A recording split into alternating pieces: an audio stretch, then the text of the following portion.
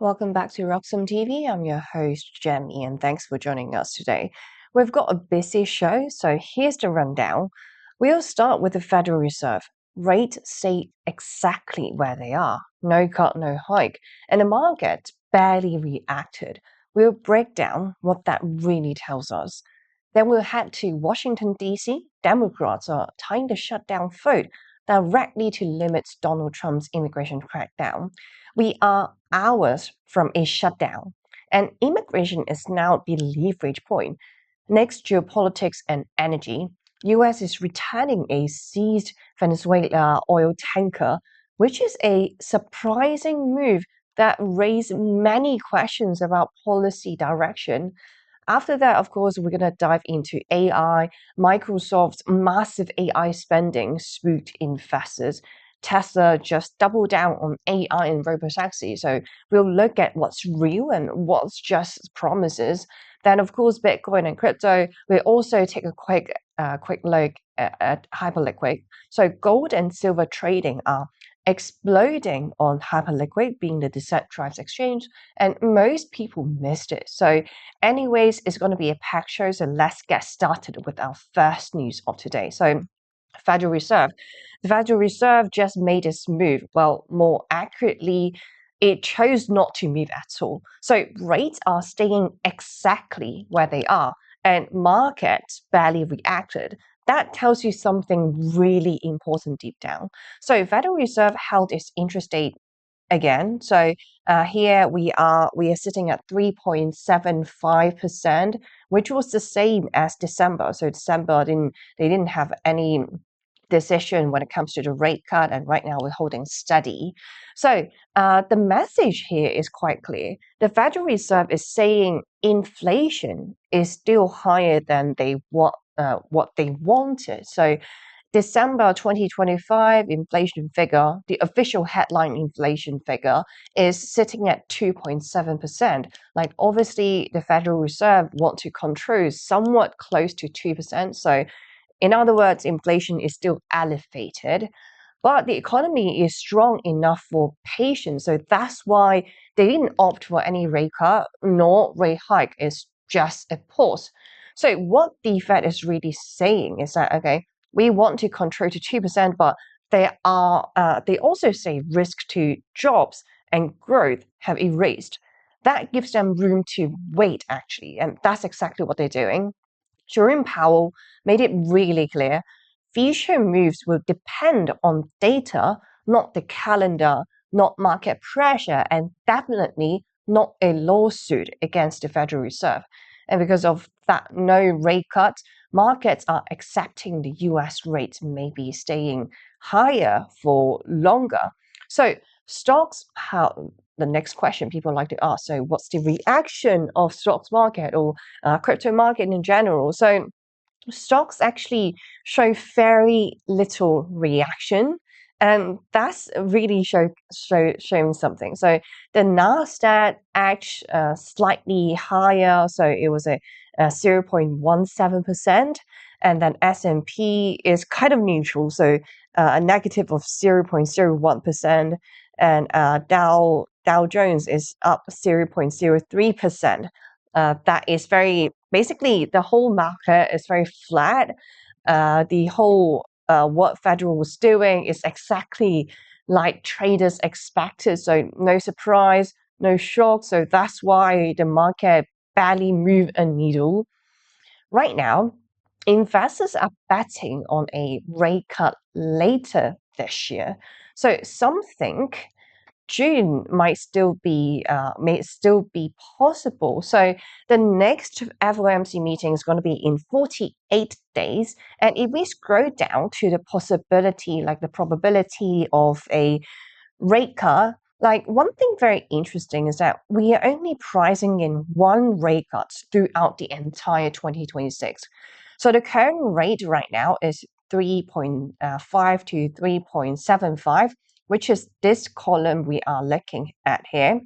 So the next one is going to be on 18th of March, and so 88.5% of people predict that the Federal Reserve going to hold the rate steady yet again. And then same would goes for 29th of April. So 75.7% thinks there won't be any rate cuts.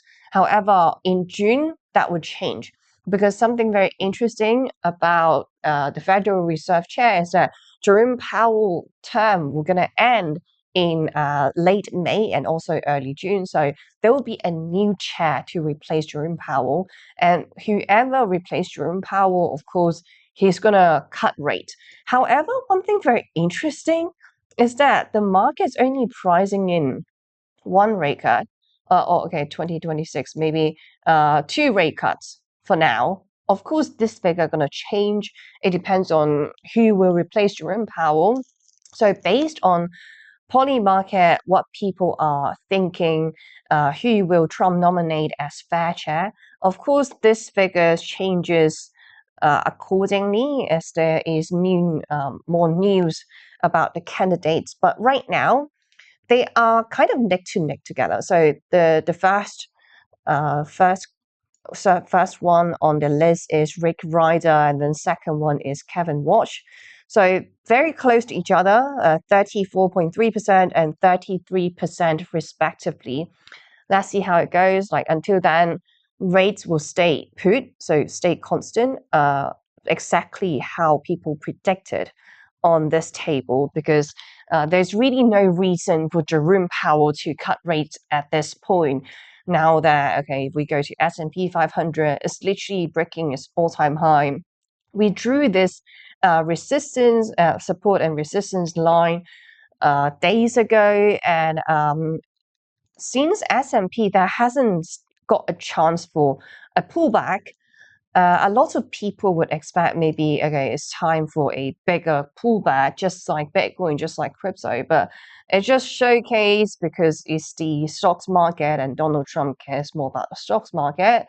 There's more, basically, the US government would try to push the stock market higher. For example, like the S&P 500 is one of the indexes that they care the most. So S&P breaks $7,000 yet again. So I would say if I were Jerome Powell, I really don't see the point of cutting rates because stocks are all-time high, gold, silver, all-time high. There's no reason for Jerome Powell to just scoop in right now and try to save the crypto backs, so try to save the Bitcoin market, because I guess we are just not as significant compared to the traditional stocks market, which has been around for decades. So this means patience is key. No federal rescue just yet. And then moving on to the next piece of news I want to cover today. Like, since we are hours away from another shutdown, and this time, immigration is at the center of the fight. So Democrats are tying the shutdown vote directly to limit on Donald Trump's immigration crackdown. This is not about budgets anymore. It's about power. It's about pressure and control. So what's happening right now? Senate Democrats say they will not support a funding deal unless Donald Trump agrees to new limits on immigration enforcement.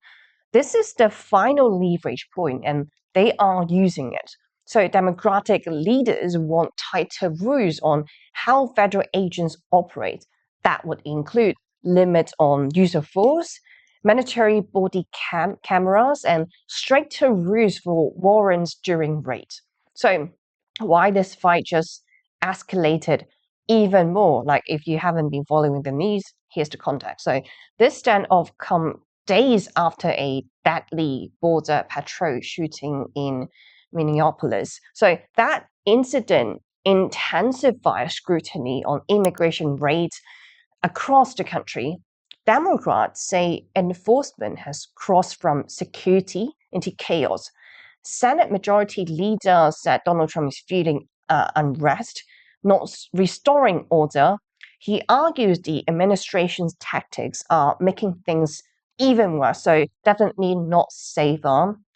Democrats, what they want is to separate Homeland Security funding from the rest of the government budget. So they want DHS funding carved out.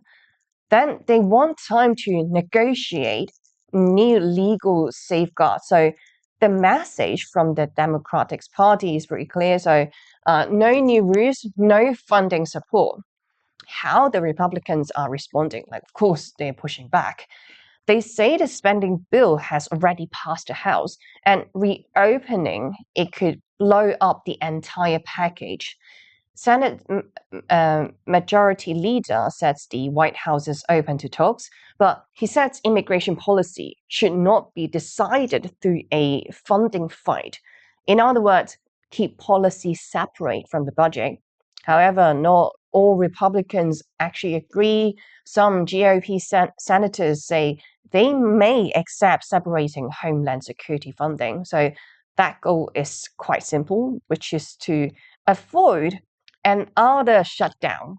So according to Poly Market, so let's see what people are expecting right now. So there are 46% of people expect we're going to have another shutdown by Saturday. Like, of course, the deadline is 31st of January. What's very interesting is that, okay, back in, so last week, so just 3 days ago, so 24th of January, there was a huge pump for the probability of us getting another shutdown. So we jumped from 9% to 80% overnight. That's what is scaring people during the market. But like just basically yesterday, there was a huge dump again. So 76% down to right now 46%. So it's very volatile. And basically looks like the market, okay, it just went down again, so 45% chance. So basically the market favor a the probability towards no shutdown than a possible shutdown. Like if no agreement is reached by Saturday, the government begins to shut down, just like how we experienced months ago. That means large parts of the federal government stop operating. So agencies affected would include defense, treasury, health, and transportation. Thousands of federal workers would be furloughed. Key economic data would be delayed, and government services would stop or slow down. So basically, that's what happened when it comes to CPI report, because the government agencies, they didn't manage to basically collect the data. So if there's another shutdown, and specifically a prolonged shutdown, these are the impacts that the markets are watching as well. So this is no longer just a policy debate. This is a credibility test for both parties, like immigration enforcement, public trust, government funding, all now tied together. Both sides are racing against the clock, and neither wants to be blamed for a shutdown. So, key takeaway for this news: Democrats are using the shutdown deadline as leverage to force limits on Donald Trump's immigration crackdown. Republicans, on the other hand, are warning that reopening the bill risks everything.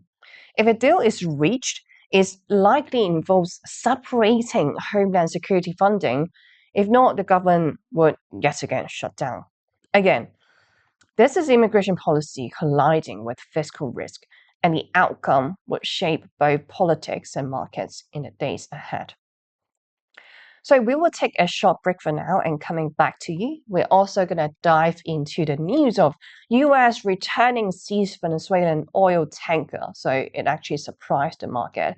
Is this a shift in policy by the US, or is there something else going on behind the scene? So stay with us. Security matters. Zappo Bank, the only way to bank your Bitcoin.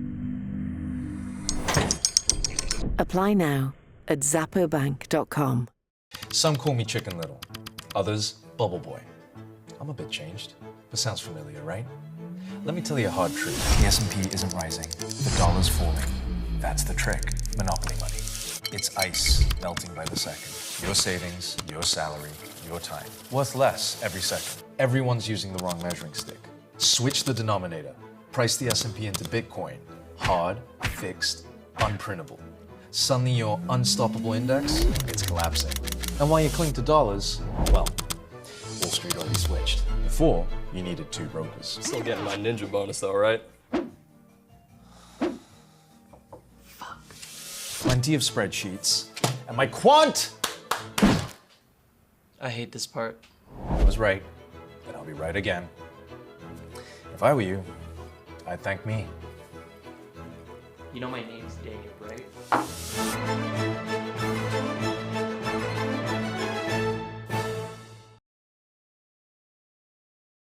Welcome back, everyone, and thanks for sticking with us. We're now breaking down into a very surprising move pulled by the US. So, the US is returning a Venezuelan oil tanker that it seized just weeks ago. After months of tough enforcement, Washington is suddenly changing tone, and no one is explaining why. So, here's what just happened. The US is preparing to hand back a seized oil tanker to Venezuela. This is the first known case of the Trump administration returning a vessel taken during its crackdown on Venezuelans' oil trade. That tanker is called MT Sofia.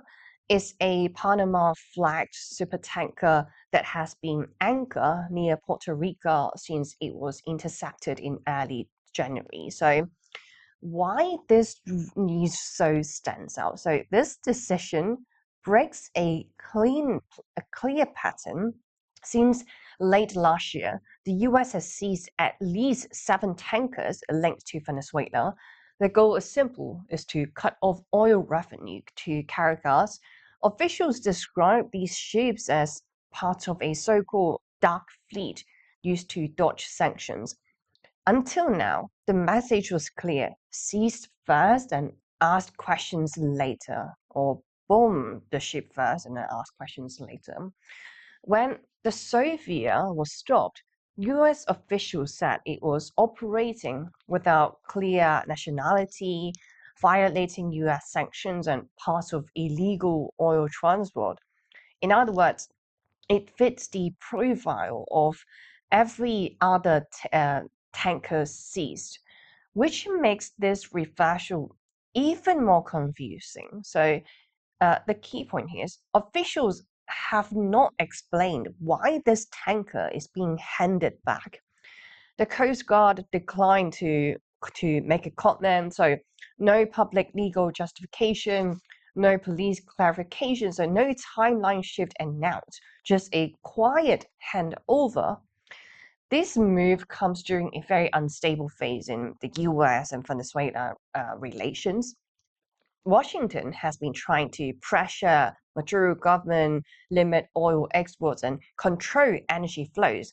At the same time, Donald Trump has talked openly about long-term US involvement in rebuilding Venezuela's energy sector. So enforcement and engagement are now happening at the same time. So there are lots of questions being asked by the general public. Is this the US changing strategy? Is this a one-off exception? Sanctions are still in place. Seizures are still happening, but this move shows the policy is not as rigid as it looked.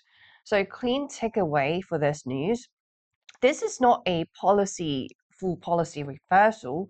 This is a signal. So, even in hardline approach, US policy toward Venezuela remains fluid, so flexible. Enforcement is aggressive, strategy is, however, very flexible, and decisions can change without warning, very Donald Trump-like. For energy market, for geopolitics, and for investors watching oil flows, this tells us one thing very clear. When it comes to Venezuela, US policy is very unpredictable.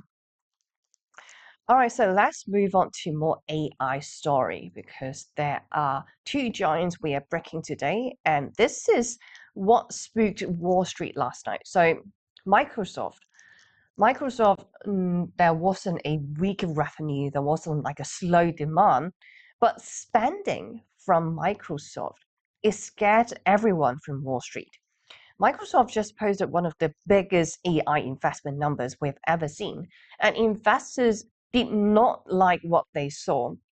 So what just happened is the reported earnings got released after the bell. Revenue rose 17%, so to $81 billion. That number actually beat expectations. So in fact, investors actually like that number a lot. But what they don't like is the cost. So they didn't focus on the revenue, they focused on the cost instead. And that number is shocking. So Microsoft said capital spending hit a record of $37 billion this quarter. That's up nearly 2/3 from a year ago. Most of that money is going into data centers, AI infrastructure, and advanced chips. This is Microsoft going all in on artificial intelligence. So how market reacted, let's take a look at how Microsoft stocks is doing. So for the past 5 days is okay, but like after hours, so take a look at this. So after hours, it dropped 6%. So 29 bucks, so 6%. That drop wiped out tens of billions in market value in minutes. The message from the market was clear. Spending is rising faster than confidence. And this is also why Wall Street is concerned about Microsoft. Like, yes, Microsoft is investing for the future, but investors want proof that this spending is paying off right now. But what they have seen is that the returns look unclear.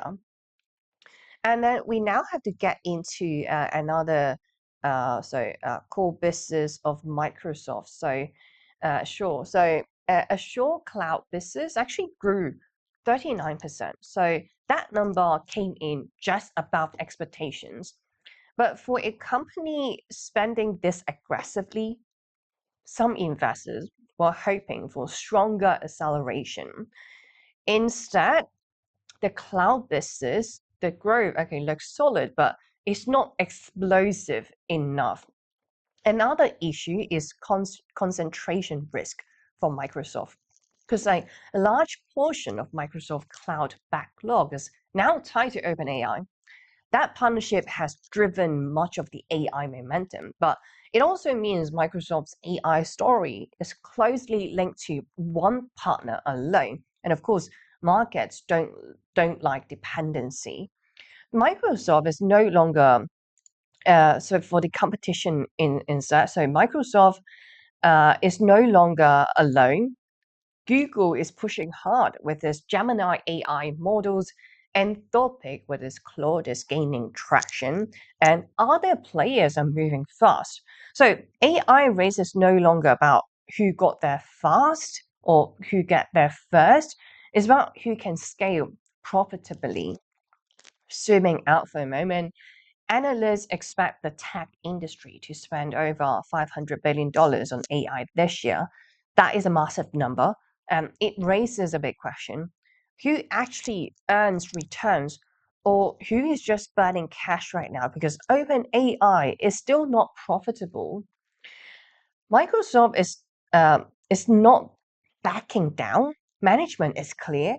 They believe AI will reshape computing, and they believe that this spending is necessary for them to stay competitive in the whole tech giant or the whole AI realm. So for Microsoft, this is a long-term bet. So clean takeaway is that Microsoft did not disappoint on revenue. It disappointed on confidence. The market is no longer rewarding AI ambition alone. What the market wants is discipline. They want margins, and they want actual proof. Until investors see clearer returns from this historical spending spree, every earning report will come with more scrutiny. And it isn't about whether AI matters, it's about how fast it pays off. So building up on that AI news, we are diving into Tesla because Tesla, they are right now investing $2 billion into Elon Musk's XAI. At the same time, Tesla is once again promising that robotaxis are coming this year. So what just happened? Tesla announced it will invest $2 billion into XAI. The message is clear. Tesla no longer wants to be seen as just a car company. They want to be an AI or autonomy company. So why AI is such a core story here? Tesla says this investment will support its self-driving software, its autonomous driving systems, and its long-term robotics plans. This is about training models, processing data, and building in-house AI power. In short, Tesla is tying its future directly to AI. So speaking of robotaxi, yet again, so alongside the investment, Tesla reaffirmed its robotaxi timeline.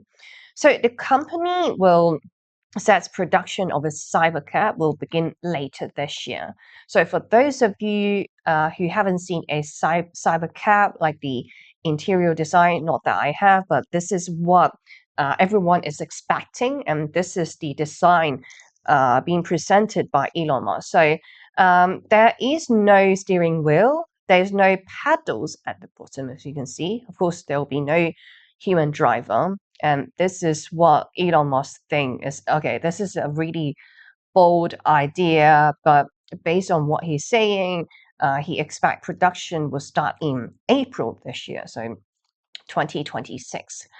After years of delays, let's see the date of production, if that is actually real.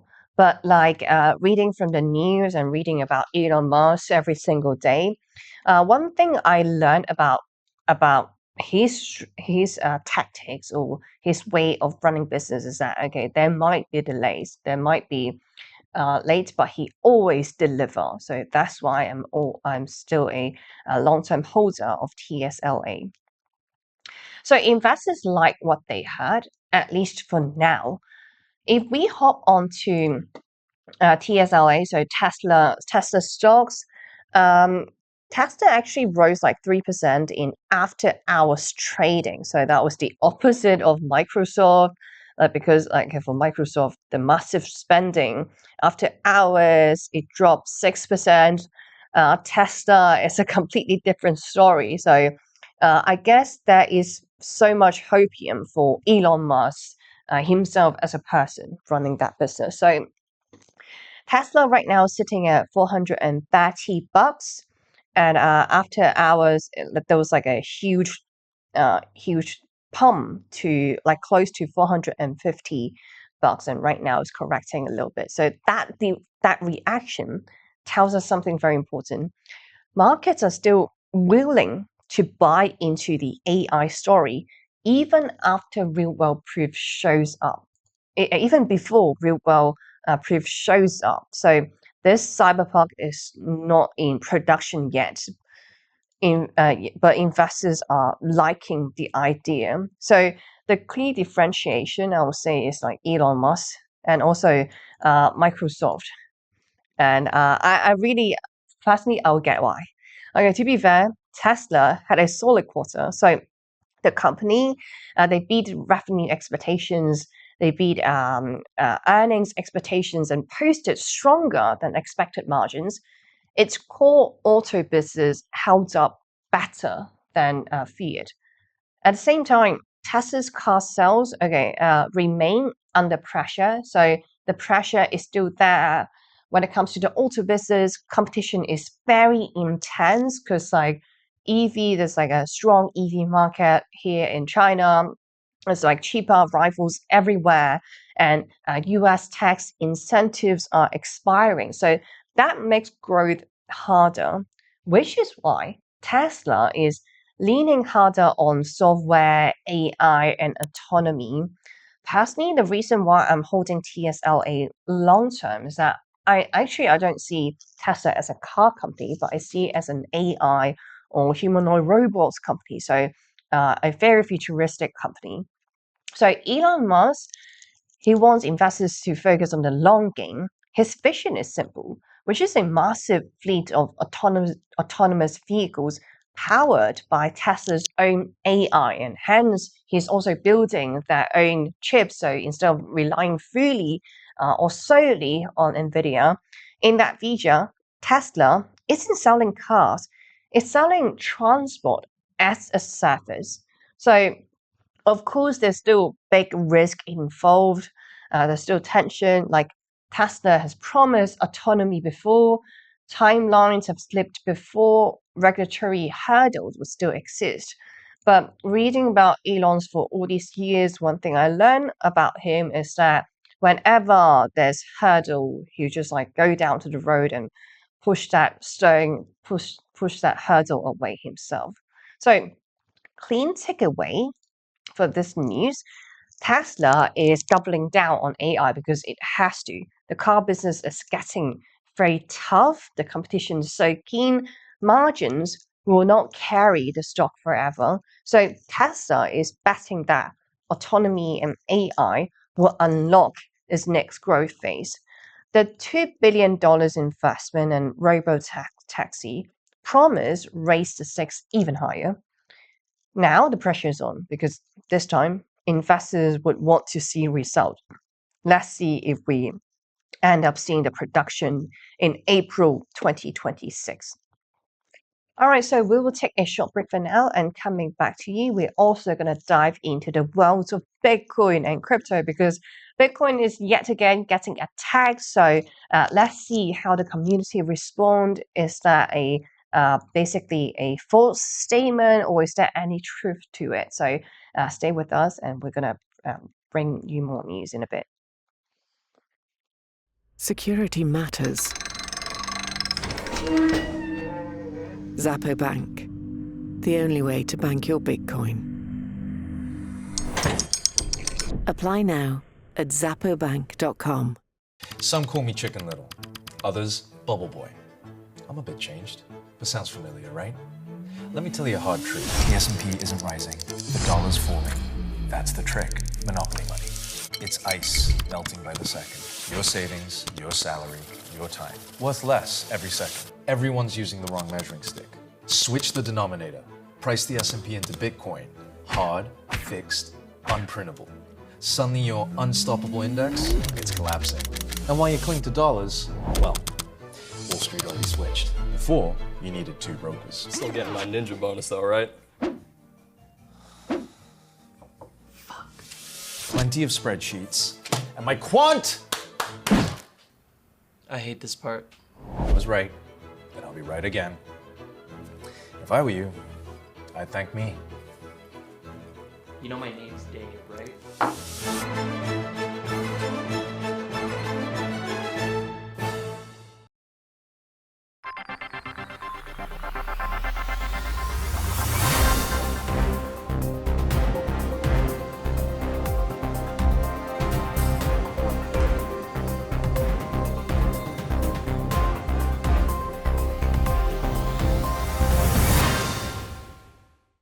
Welcome back, everyone, and thanks for sticking with us. We're now diving into the world of Bitcoin and also crypto. What happened this past few days is that Bitcoin got attacked yet again. So this time it's by new scientists. So this is if we hop onto Twitter, crypto Twitter, so CT. So new scientists with 4.2 million followers, they just made a post and really offended the Bitcoin community. So a major science publication just went after Bitcoin, and within hours, the internet checked everything that these people talked in a video. So what happened is that on 25th of January, New Scientist published this video and claiming that Bitcoin is one big disaster for the environment. So the video even went further. So it said Bitcoin used too much energy, is a bad investment, and fuels crime on the dark web. It even asked if Bitcoin might be the worst idea of the 21st century. So that claims, of course, it triggered a huge backlash. in the Bitcoin community. And let's be clear about what they are arguing. So they said Bitcoin mining wastes energy. They said Bitcoin enables crime. And they framed Bitcoin as socially harmful and irresponsible. That framing immediately raised eyebrows. So the response by the community, okay, if we scroll down, here we have the community notes step in because the response was fast. The post was hit with community notes. So these are not opinions. These are hardcore evidence. So users linked peer-reviewed research. So not blog posts, not tweets, but like actual studies that these pages have done before. So one of the first correction addressed crime. So multiple studies show that money laundering with crypto is a tiny fraction of total the global crime. Fiat cash still dominates illegal activity by a wild margin. That directly contradicts the Bitcoin fees crime narrative. And then it came to energy, the energy. So that's another narrative that has been that is attacking Bitcoin for years. Community Note linked more than 20 peer review papers showing Bitcoin mining helps monetize renewable energy and it stabilizes power grids, or it captures strained and waste energy, and it actually reduces the methane emissions in some areas. In other words, Bitcoin mining is often used where energy would otherwise be wasted. So here's the interesting part. The original New Scientist post actually struggled to gain traction because, like, okay, this is an account with 4.2 million followers. And if we scroll down to look at the views, it's actually not a lot. So 63K, 63.5K views. So according to this, it's not like in ratio with this followers numbers. So if we scroll down, like the replies are actually getting more views, in ratio. So there are thousands of views actually correcting them, hundreds of likes. So a much stronger engagement. That tells you where the audience and the facts landed. This wasn't just like crypto Twitter or CT. Industry leaders and scientists call it out directly as well. So one response summed it up bluntly. Like every single claim in the video was wrong. And other scientists asked a simple question. So where is the evidence? This wasn't just a horrible take, I would say. It shows a deeper problem. Old institutions are still repeating outdated Bitcoin talking points. Meanwhile, the data has moved on. Bitcoin is used by millions who don't have access to banks. Bitcoin turns wasted energy into economic value. Bitcoin operates in the open where claims can be checked instantly. So this is the real story. So it's the narratives versus open truth. Bitcoin doesn't rely on press release.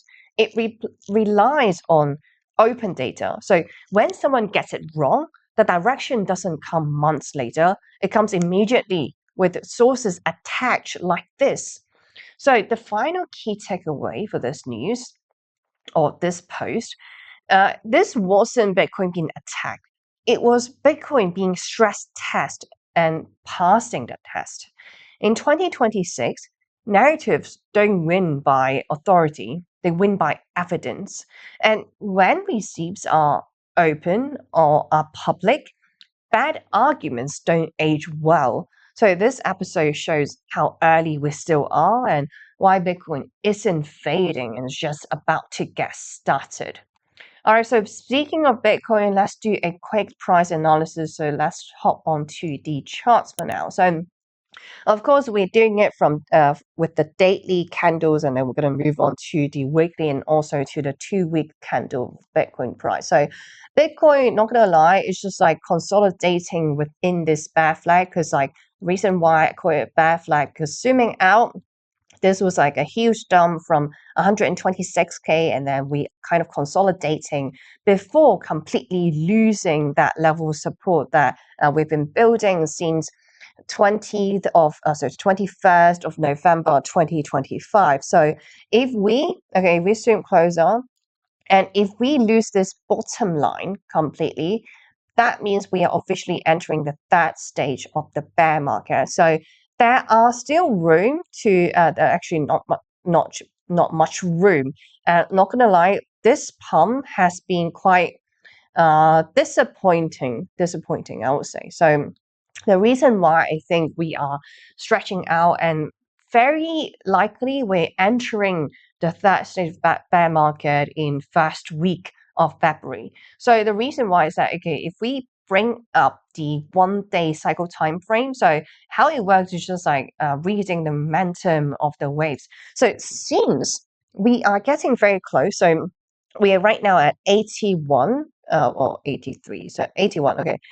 81 on the 1 day time frame. That means there are more room for a pullback. So this is going to take time. So if we just draw a rough line on the cycle time frame, so when it comes back, it's going to be like first week of February. That is the time that I'm eyeing. Maybe we're going to lose this rising support line completely, and then we're going to enter the third stage of bear market. So this is just a pattern that has been playing out since basically Bitcoin ever existed. There are 3 data points. So the reason why I'll say this is, okay, if we hop on to the weekly candles for now, it becomes clearer. So why I keep talking about this bear flag and being a second stage of bear market.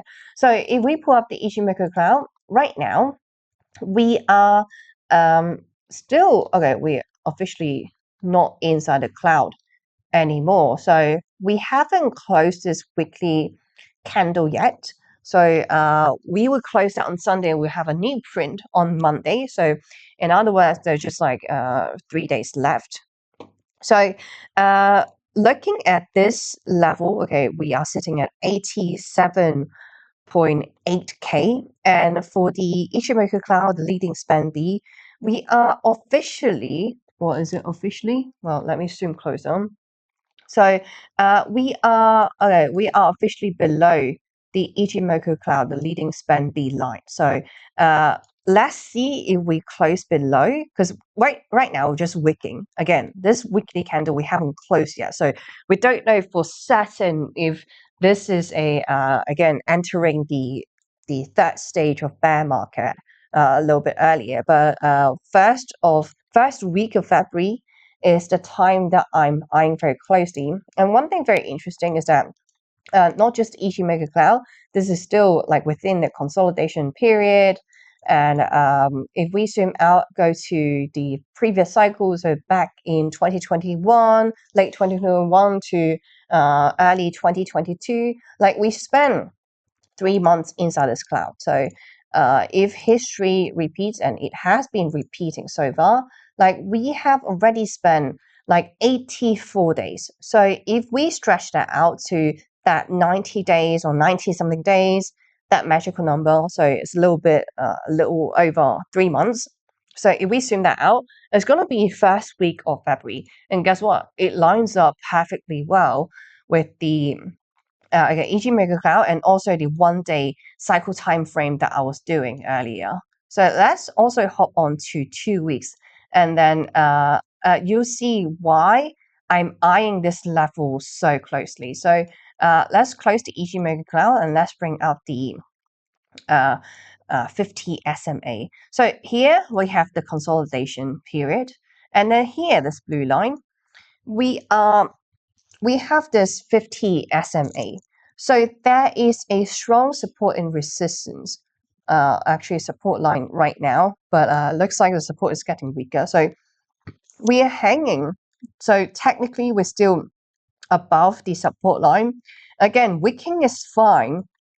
We haven't closed this 2-week candle yet. We are closing next Monday. So let's see if we close below this level or we close above. Then if we close above, what we're doing is that we're kicking the can down the road. So general speaking, I'm still very bearish in coming months. But if we end up closing above this blue line, we're just like stretching out that consolidation period a little bit longer, maybe for a few days or maybe for a week or two, less than 2 weeks in my opinion. So keeping very close eyes, but point being, we were doing that bear flag, so consolidation period. So we had the Ichimoku cloud for the 1 week candles, and right now for the 2 week candles, and focus on the blue line here. So 50 SMA, this happened to be the support line. So in other words, losing this line is as significant as it sounds. So that is the last support that we have. If we are indeed closing below this level, so 87K, that is a very critical level I'm watching.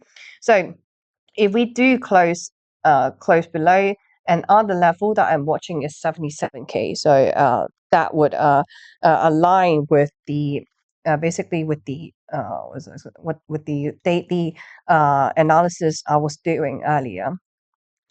All right, so let's see how it plays out. Let's hop on to some good news in crypto, because like there is some good news. Bitcoin, there's hanging by a thread with this 87K. I have a bunch of buy order at 77K, but let's look at some good stuff. It's not all doom and gloom. So Hyperliquid. Okay, everyone was just staring at Bitcoin, but while Bitcoin goes sideways and consolidating, something very different is happening under the surface. So Hyperliquid, a decentralized exchange, is quietly taking market share using gold and silver, and most people miss this. So this segment, let's take a deep dive on Hyperliquid, because Hyperliquid is making a silent push, not with memes, not with hype, but with gold and silver perpetual contracts. This is not a rotation inside crypto. This is crypto pushing directly into TradFi trading. So let's start with the data. First number is that, okay, on 27th of January, so Hyperliquid HIP, so open interest hit $793 million. 1 month ago, it was only 260 million. That is a 3x difference, so a 3x increase in just 30 days. So a simple explanation for HIP3. HIP3 is basically a feature Hyperliquid launched last October. So it lets anyone deploy a perpetual feature market. So no permission needed. However, you must stake your hype tokens and you launch a market. So that's it. Sounds technical, but here's the result. In less than 4 months, HIP market generated $25 billion in trading volume. That's real activity, not theory. Second number is liquidity. Like liquidity is key. Hyperliquid CEO shared a comparison. So on Hyperliquid, Bitcoin perpetual spread is about $1. On Binance, on the other hand, the spread is around $5.50. So order book that tells the same story. At some price level, Hyperliquid shows 140 BTC on book. Binance shows 80 BTC. So that is another important figure. It means DAX is starting to match CEX, so centralized exchanges liquidity. That used to be impossible, but Hyperliquid just beat the unthinkable yet again. And at that number, like here's the number most people ignore. Silver perpetual contracts on Hyperliquid did $1.25 billion in volume in 24 hours. That makes silver the third most traded asset on the platform, only behind BTC and ETH. Gold perpetuals also crossed $131 million in volume, like again, a lot lower compared to silver, but it's still very significant chunk. Like that's pretty ironic, don't you think? Because on a crypto exchange, crypto decentralized exchange, traditional metals are taking over trading activity. So how did liquidity grow this fast? Like how did Hyperliquid pull it off? So step one, Hyperliquid built with speed. Like using its own consensus system, having their own chain, trades confirm in 0.2 seconds. It can process 200,000 orders per second. That gets market makers very interested.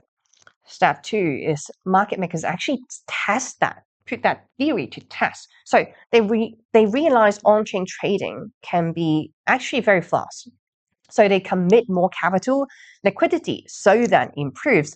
And then traders, of course, will notice like slippage would drop, execution fees like Binance, so a CEX, retail institutions move volume over. And the last part, why Hyperliquid still succeed during market downturn like this, is the fee, of course. So fees, market makers earn more, they deploy more capital, and the cycles basically keep repeating. Right now, Hyperliquid controls 70% of all the DAX perpetual open interest. So first one is, of course, Hyperliquid. 24-hour perp volume is $9.2 billion. The second one is Esther. It doesn't even come close for Esther. So Esther, $4.5 billion in the perp volume in the past 24 hours, and then that one is lighter. So there are only these three competitors, but like Hyperliquid is doing exceptional well, because like these two platforms right now, they are facing the issue of like airdrops. So airdrop farmers, they were just like farming and trading on these platforms without actually wanting to stay after the airdrop. So this is a very typical airdrop projects would face. Like Hyperliquid is also an airdrop token, so Hype token is airdrop token, but like they were the first that managed to impress the market with the whole trading experience. These more like CX than DX than DAX, so that's why they had the first mover advantage. Like the rest, they could come, but like the first mover advantage really does count. So, and not to mention, Hyperliquid is a really good product. And yeah, the gaps versus competitors is growing, and it's growing fast. And during market downturn like this, usually, maybe just a few, like one or two competitors, one or two projects would actually exist in the field. So talking about gold and silver, okay, why gold and silver exploded here on Hyperliquid? The simple answer is macro, like macro reality. So in 2025, gold was up 67%, its best year in decades. Silver, even crazier. So silver was up 145%.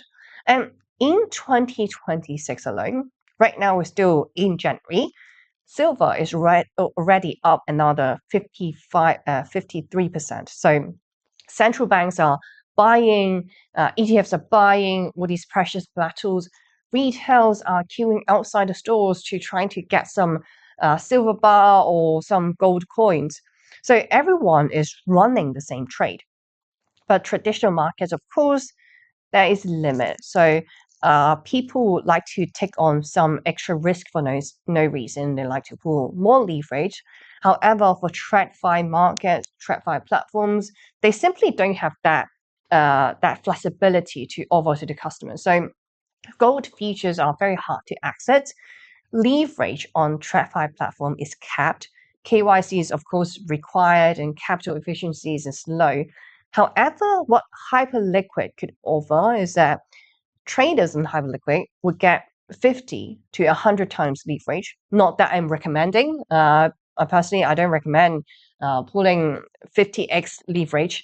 For a DAX, it requires no KYC, of course, high liquidity, as I mentioned, and fast execution. So the whole experience, it feels more like CEX. So for global traders, this is a big deal. What happened? is that commodity traders and hedge funds came for gold in Hyperliquid, but they're staying for crypto. So that's user migration. So from gold, like speaking of gold, here's a trader. So trade XYZ. He is now the largest HIP3 deployer. Its biggest markets right now are like a top 10, 100, basically top 100 company index, silver, and Nvidia stock perpetual. So very concentrated. Like together, those markets alone did tens of billions in volume. At this point, Hyperliquid isn't just some crypto decentralized exchange. It's becoming a multi-asset trading layer. Of course, that is like a lot of good news and how much revenue they've been earning. Like there is very positive news going to the price appreciation as well. So hype token, for the past 7 days performance is up close to 50%. So right now it's trading at $32, at $32.48. The reason is simple. Hyperliquid uses 97% of protocol fees to buy back and burn those hype tokens. So there's a constant flywheel effect going on.